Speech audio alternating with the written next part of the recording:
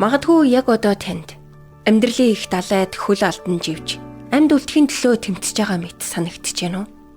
Би таны амьдралын нөхцөл байдлыг өөрчилж чадахгүй ч танд урам өгөх Бурхны үгсийг хүргэхийг хүсэж байна.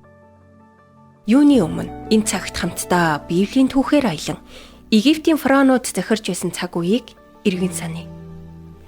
Тухайн үед Бурхны сонгосон ард түмэн боол болж фараоны тушаалаар сүрлэг том байгууламжуудыг барьж байсан. Яг одоо таны туулж байгаа зүйлс тэдний туулж байсан амьдралтай зарим талаараа төстэй ч байж мэднэ. Жишээлбэл та зовлон дунж яах учраа олохгүй гарцгүй мэд санагдах нөхцөл байдал донд байна уу? Бурхан таныг мартсан мэт мэдрэгдэж байна уу? Израильчууд ч мөн яг ийм мэдрэмжийг амсаж байсан.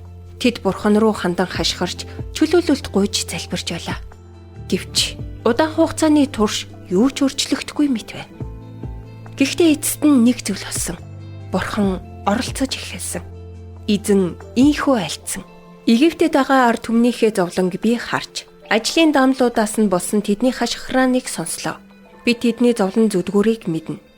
Тиймээс тэднийг египтчүүдийн гараас чөлөөлж, тэр газараас гаргаад Канаан, Хит, Амор, Периз, Хив болон Ибүсчүүдийн газар болох Сүбал урсан сайхан удам нутагт аваачаар би бууж ирлээ. Гэтэл 3:7-8. Яг одоо танд хэрэгтэй байгаа зүйл аврал биш гэж үү? Эрхэм найз минь, Бурхан таныг мартаагүй. Тэр Израильд хэлж байсан шигэ танд ч бас хандан ярьж байна. Тэр таныг харж, таны дуу хоолойг сонсож, танд санаа тавьж байгаа төдийгүй таныг аварна. Итгэл найдвараа бүү алдаарай. Ачаагаа эзэнд даатгаж, төвчээртэйгэр хүлээгээрэй. Бурхан таныг Сүбал урсан үржил шимтэх газар руу хөтлөх болно. Бурхан хэлэхдээ эдгээрийг санахтун. Би чамайг бүтээсэн. Чи бол миний бол.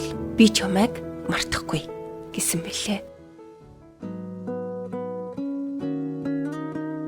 Урмын үгс сэтгэлийн зовлонгоос холдуулдаг. Хадагтай Дарлин Салагийн урам зоригийн үгс нэвтрүүлэг танд хүрлээ.